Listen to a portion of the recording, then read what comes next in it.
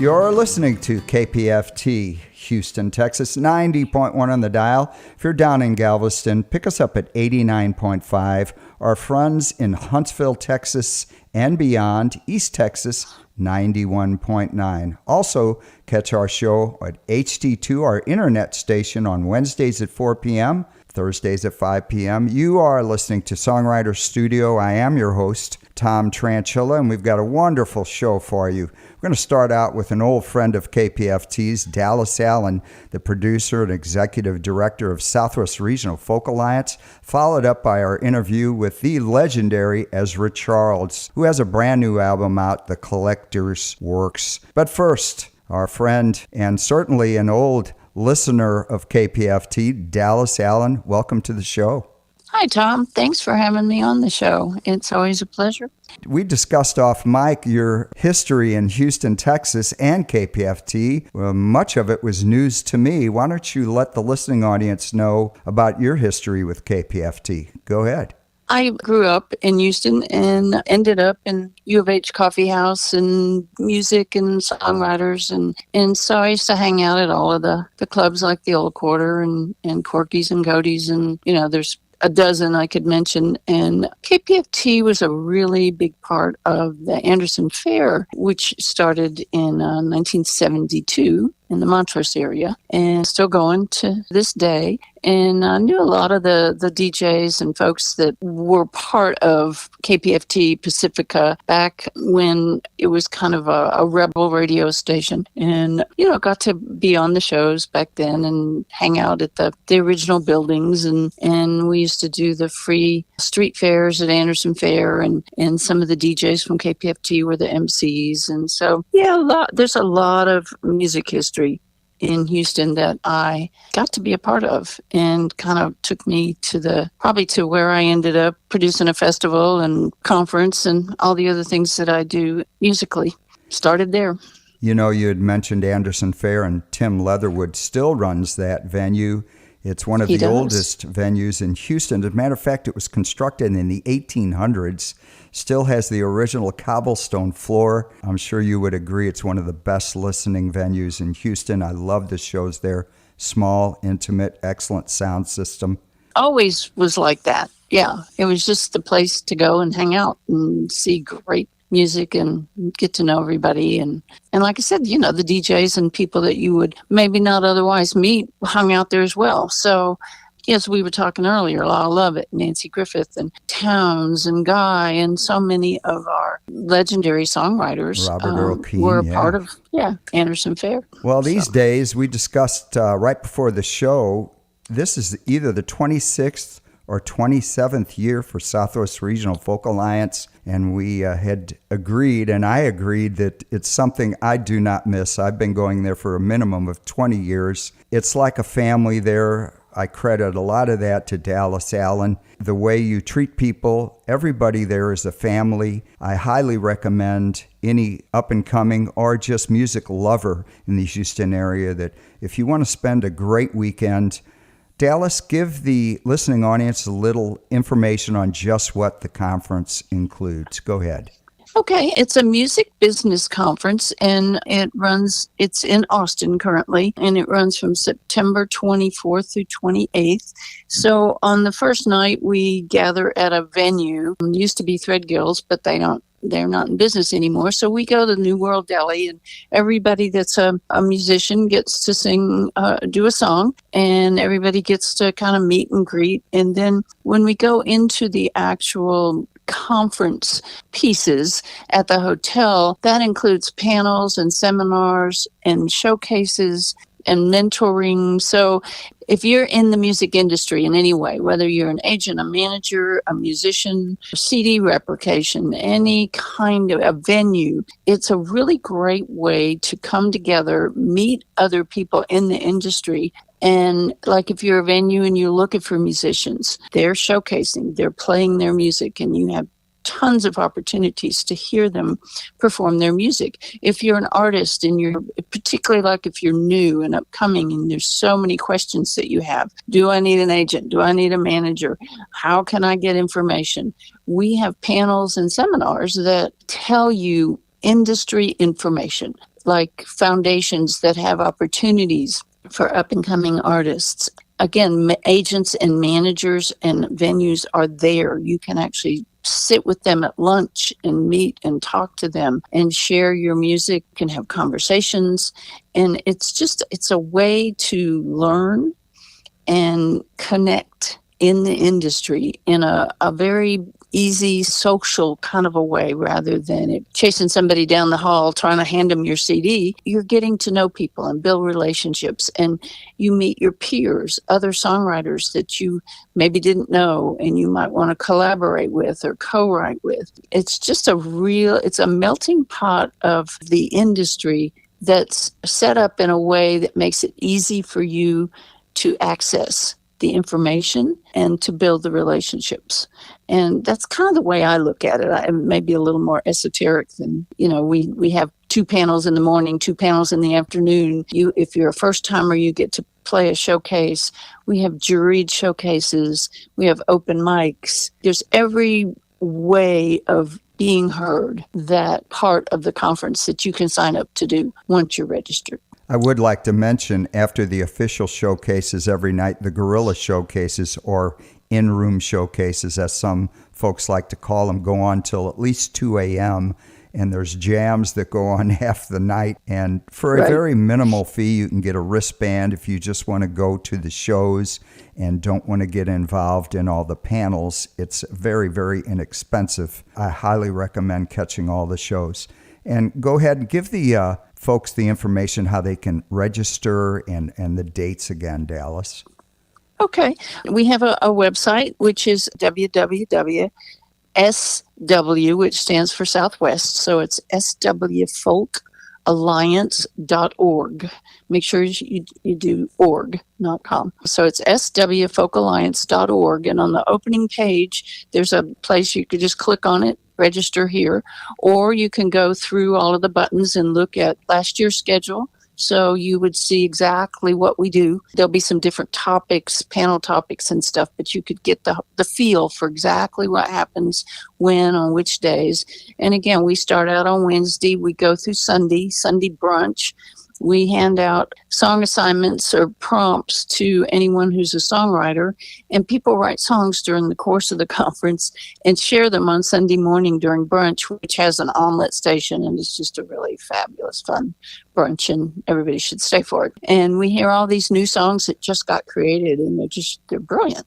And so on September 24th, which is the Wednesday, through September 28th at the Holiday Inn Austin Midtown, the conference, and it goes all 4 days.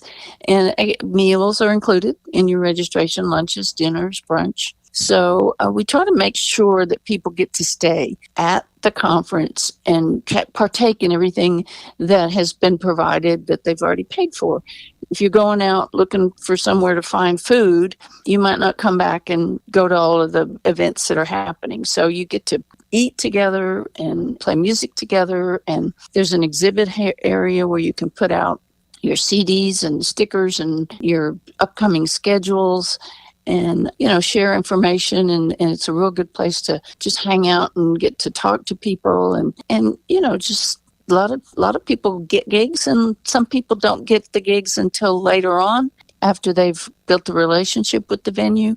But you have access to the people that can book you, give you information, mentor you, help you figure out answers to questions. It's really a learning experience to be there, whether you're the elders. We have a panel called Wisdom of the Elders, whether you've been doing it for 40 years or whether you're just now trying to break into it. It's a really great way to share what you already know or what you're trying to find out.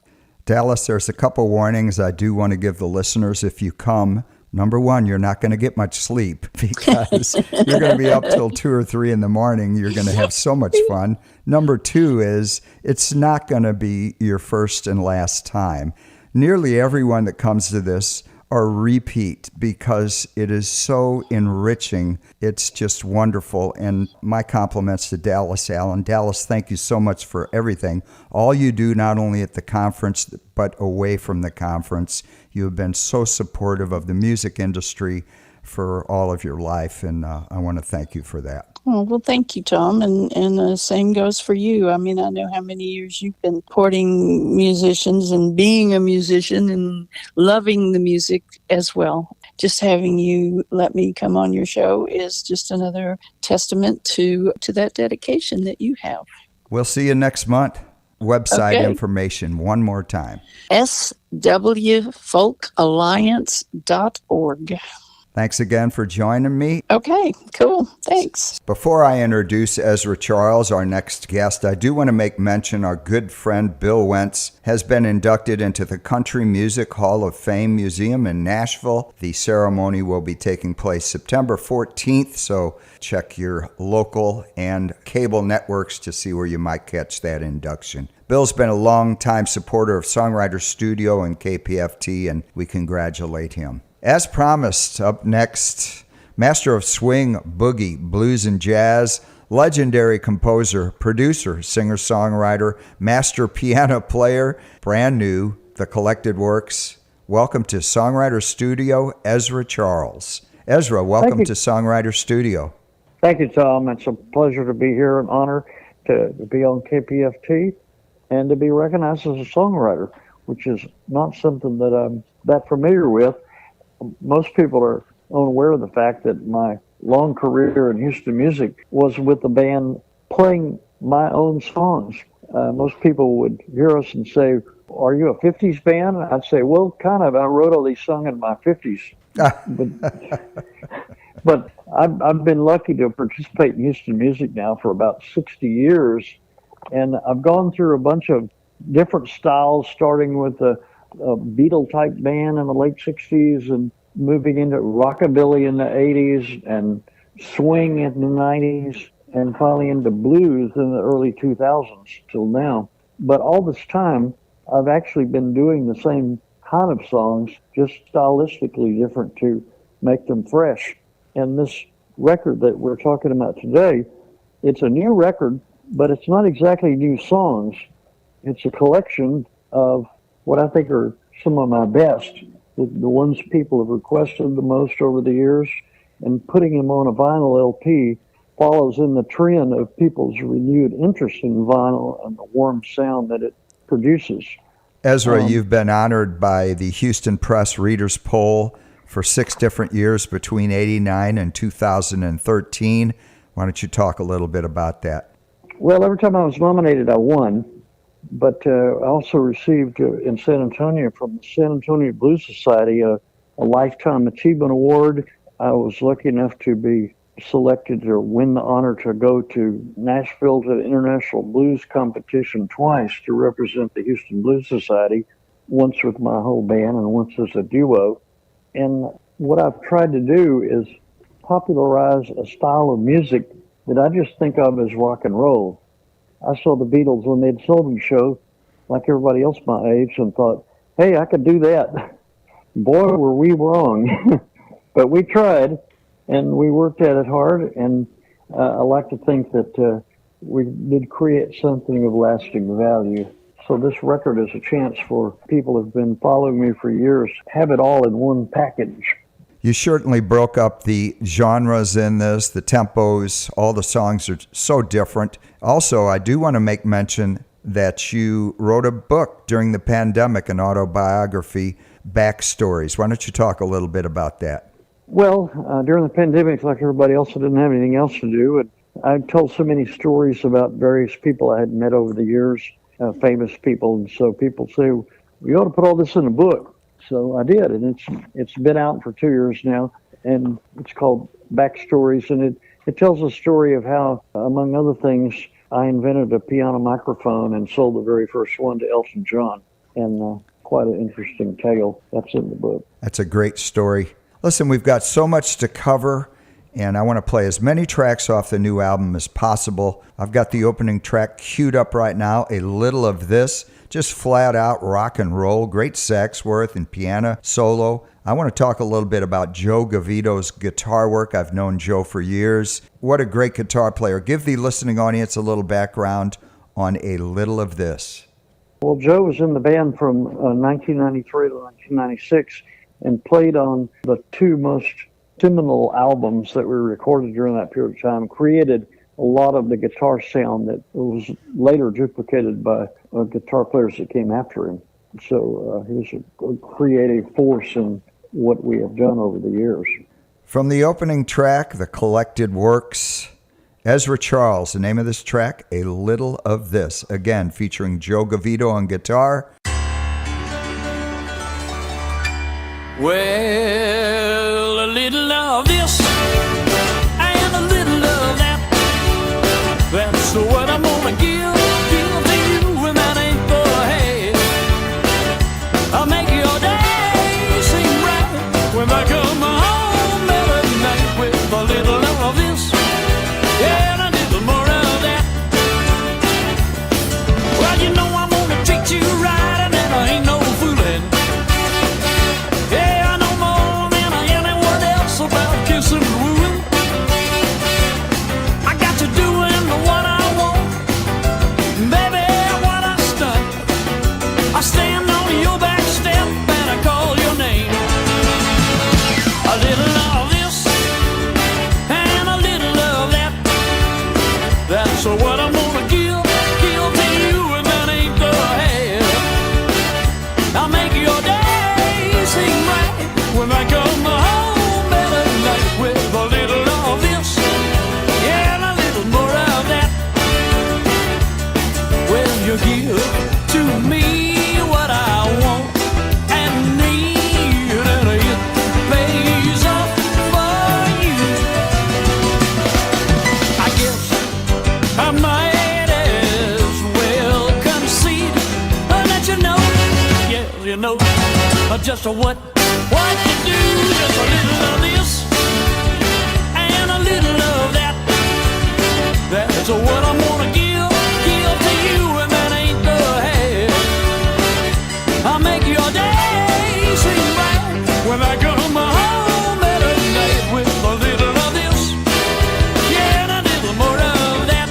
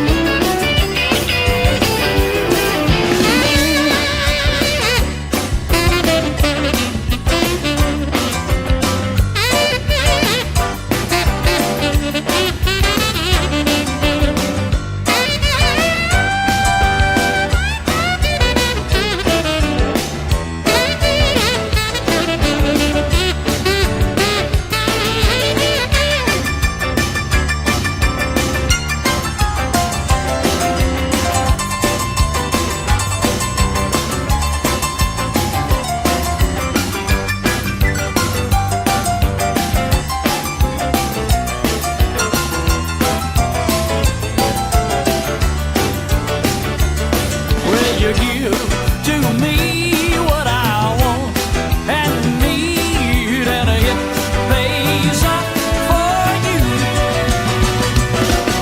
I guess I might as well concede and let you know, yeah, you know, just what you do, just a little of this and a little of that.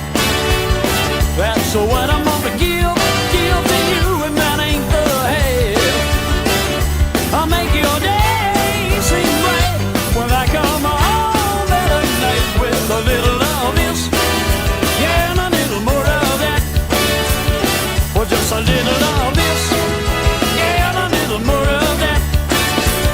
Well, just a little of this, yeah, and a little more of that.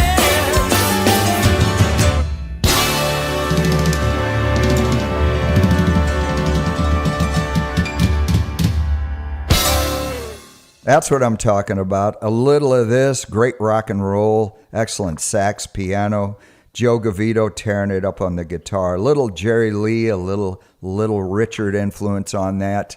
And I know, Ezra, you wanted to talk a little bit more about that song. Go ahead. Well, that's an example of the songs that I write that are dance music. A lot of my live performances, we try to get people to dance. Even when we play a concert where there is no dancing, I want people to wish they could dance. And so that song is typical of the things that get people to feel like that. Well, it certainly is a toe tapper, and I can see where people would be encouraged to dance when listening to that track. We've got Bolivar Ferry ready to go, queued up. Let's talk a little bit about that. The horn section really shines on this. I believe you've got Michael Seabold doing the guitar work. Talk a little bit about your current horn section that was recorded on this song. Well, this is the kind of song that I really enjoy creating. That's what I call a story song. It has a plot. It could be a mini episode of what happens during the course of the song, telling the story. And at the same time, it's an example of the kind of Gulf Coast lifestyle that I try to document that I'll identify with. People hear this song, it's like, oh yeah, I can't tell you how many times I did that same thing, go to take a ride on the Bolivar Ferry. And it's also, as I started writing songs having a horn section, horn lines became an integral part of the song's creation. If I were to do this song by myself, when it came time for the horns to play, I would have to go da-da-da-da-da-da-da, and the song almost can't exist without the horn lines that are in between the verses.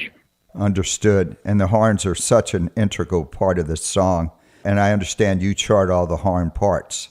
Yeah, that's one of my favorite things to do after I write a song, then to figure out exactly what I want the horns to do and write them up. From the brand new album, The Collected Works, Ezra Charles, the name of this track, Bolivar Ferry.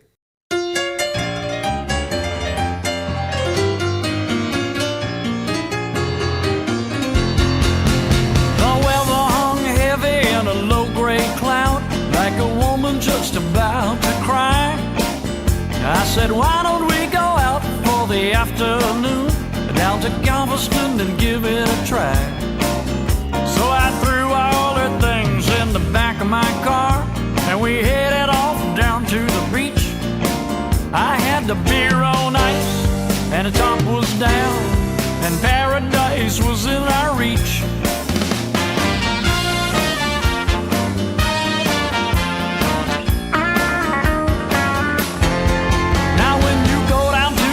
On a holiday, you're bound to find quite a crowd. The freeway was clogged and the beach was too, and the seawall was way too loud. But I knew to keep on driving to the end of the road till I spotted a familiar sight. It was a line of cars waiting single file for the ferry coming in on the right. That Bolivar Ferry was my love boat cruise that didn't cost a single dime. A 20-minute ride off to Crystal Beach, and she'd be ready for a grand old time. So we laid out on the sand and we drank those brews till the sun was headed west. I never got her out of that wet t-shirt, but I must have tried my best. Now when we headed off to home and I cracked the key, there was nothing but a click and a sound. With that radio blasting all afternoon long, I must have run the battery down.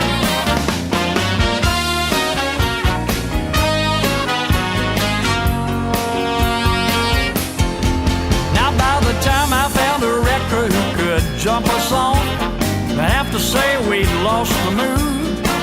Yeah, my diet had been drained to the very last drop, and I knew her parents could get rude.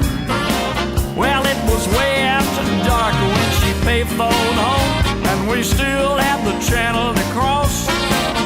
But we made the most of that cruise back home, so it wouldn't be a total loss. Yeah, that Bolivar Ferry was my love boat cruise. It didn't cost a single dime. A 20-minute ride off to Crystal Beach, and she'd be ready for a grand old time. So won't you throw all your things in the back of my car, and we'll head off down to the beach. We'll put the beer on ice, and the top goes down, and paradise is in our reach.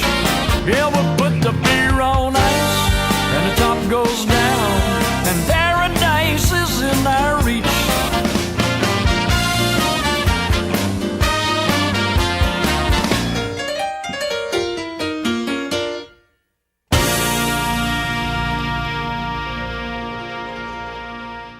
Oliver Ferry with some great horns. My compliments on the horn arrangements and the whole arrangement of the song.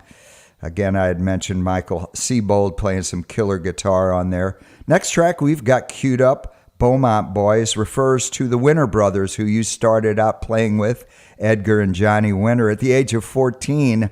Talk a little bit about Beaumont Boys. Great piano solo on this, by the way. Well, the Beaumont Boys song is about more than just the Winter Brothers. It's amazing how many musicians came out of Beaumont.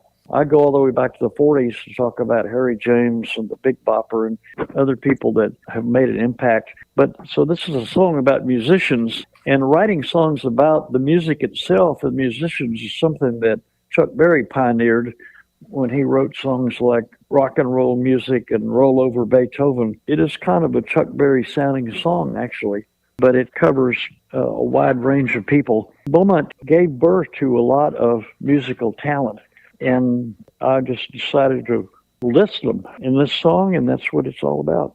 Great song from the album The Collected Works. Brand new music, Ezra Charles. This is Beaumont Boys.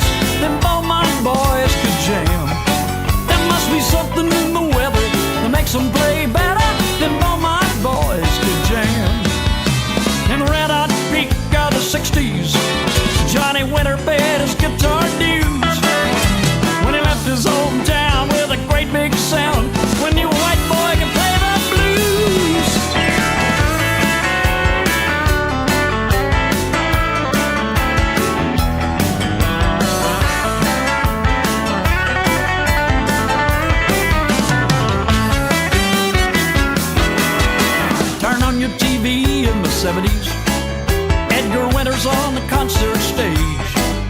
When he left his hometown with a great big sound, he became a funky synthesizer rage. Well, them Beaumont boys, them Beaumont boys could jam. There must be something in the ground to give them that sound. Yeah, them Beaumont boys could jam.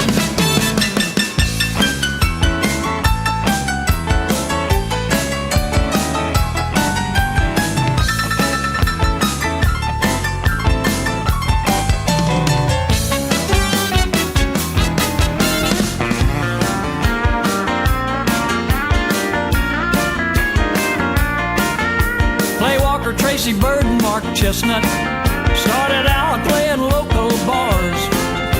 They left their hometown with that Beaumont sound. Now they're country music superstars.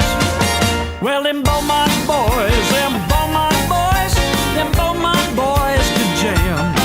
There must be something in the air that give them that flair. Yeah, them Beaumont boys could jam. Well, them Beaumont boys, them Beaumont boys could jam. There must be something in the town that give them that sound. Yeah, them Beaumont boys could jam.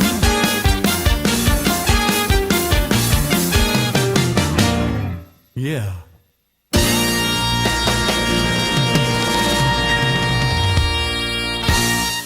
Beaumont Boys, brand new music. Ezra Charles, the name of the new album, The Collected Works. Excellent piano solo.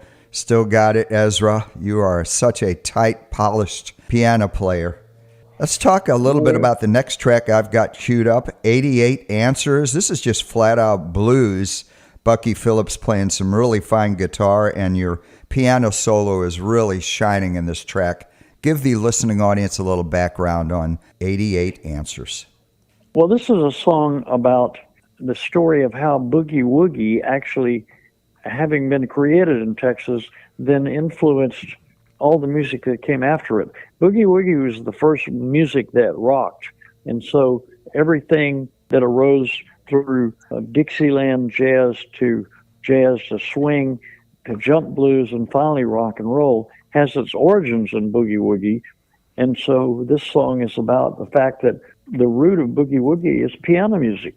And so 88 Answers to the Blues describes the fact that the piano is still a very important part of rock and roll music. Let's listen to that track right now from the album The Collected Works, brand new music, Ezra Charles, 88 Answers. When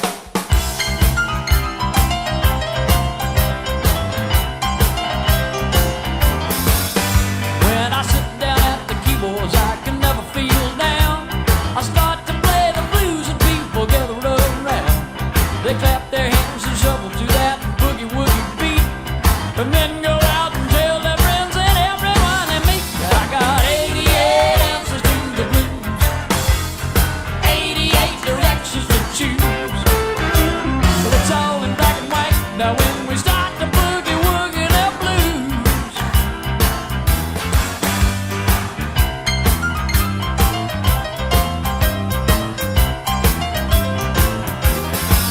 I draw from Best Scratch and Booker down in New Orleans, and Otis Spann and Fire Top Chicago blues scene. They really knew how to bring them keys to life. Notes and no Ezra Charles said I do it every night. We got 88 answers to the blues, 88 directions to choose. But it's all in black and white now when we start to boogie woogie the blues. Watch me now.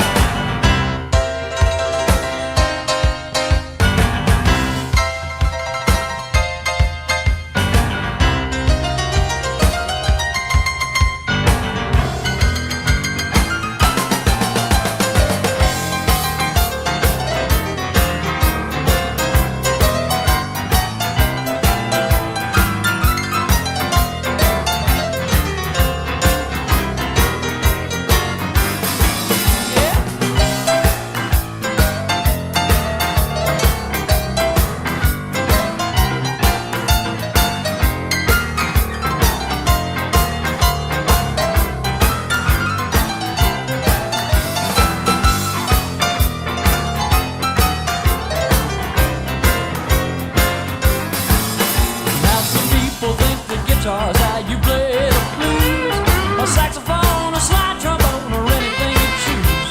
With the tinkle of the ivories and the rumble of the strings, they let you know they ain't no doubt piano is a kings. It's got 88 answers to the blues, 88 directions to choose. But it's all in black and white now when we start to boogie woogie the blues. Now we've got 88 answers to the blues, 88 directions to choose. 88 answers to the blues, 88 directions to choose. But it's all in black and white now when we start to boogie woogie the blues.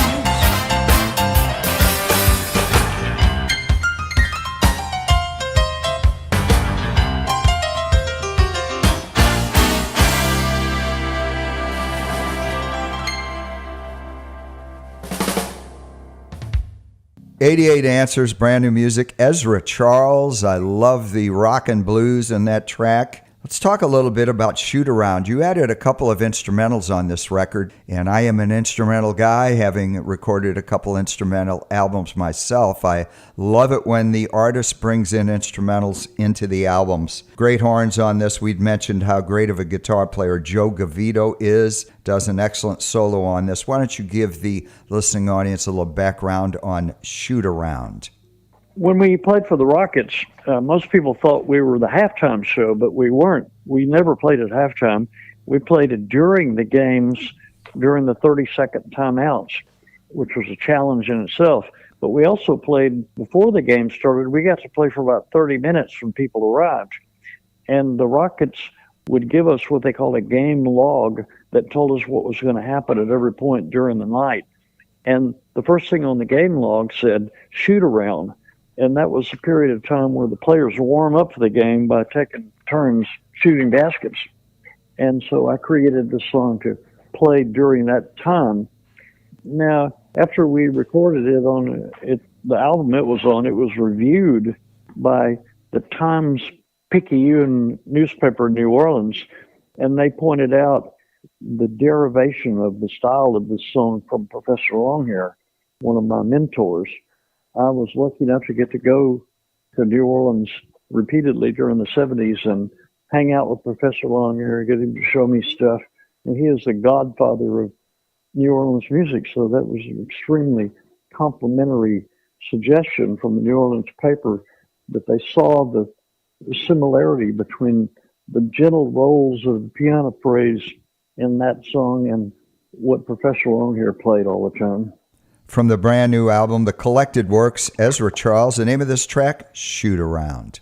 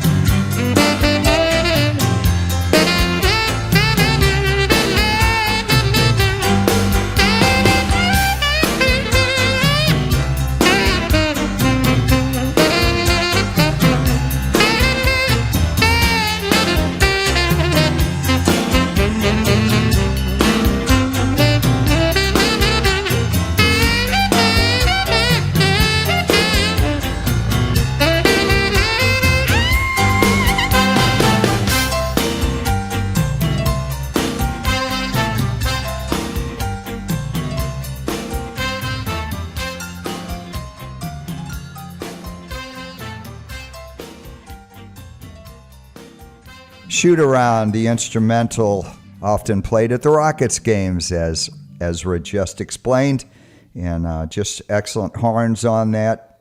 My compliments. Let's talk a little bit about Put the Blame on Me. This is a blues ballad. You really slowed things down, broke up the tempos on this one.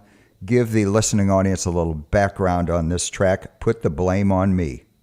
One of the most influential records on me was Two Steps from the Blues by Bobby Blueband, which came out on the Duke Peacock record. That falls in the classification for me as if you were stranded on the desert island with 10 records, what would they be? Well, the first one I would name would be this one. And I was highly influenced later when I started writing horn arrangements by the arrangements of the horns on Two Steps from the Blues. And I wrote this during a period of time in the early 2000s when I was concentrating more on blues origins and blues songwriting and importance of the Duke Peacock label and the various artists that it popularized between Gatemouth Brown and other Texas artists. So that's basically a song. Put the Blame on Me is a song I wrote to try to create a song that would fit on that album. Let's listen to that track right now from the brand new album, The Collected Works. Ezra Charles, the name of this, Put the Blame on Me.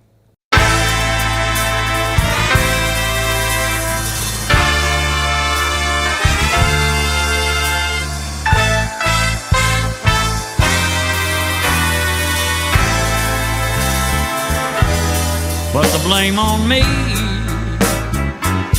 I've done you wrong, 'cause I kept loving you just a little too long. You thought it was over, but I didn't have a clue. Put the blame on me for still loving you. You found me guilty in a court of love, 'cause you had someone you were fonder of. So you kept on digging till you finally found some little thing to put me down. Now all those years of love we shared, you want to throw them all away. They don't mean anything to you compared to how you feel today. You've been romanced and wined and dined until your feet are off the ground. Now you need someone to blame for why you fooled around. Put the blame on me if you feel that way. But I'm not leaving, I'm here to stay. I can't just stop feeling the way that I do. Put the blame on me for still loving you.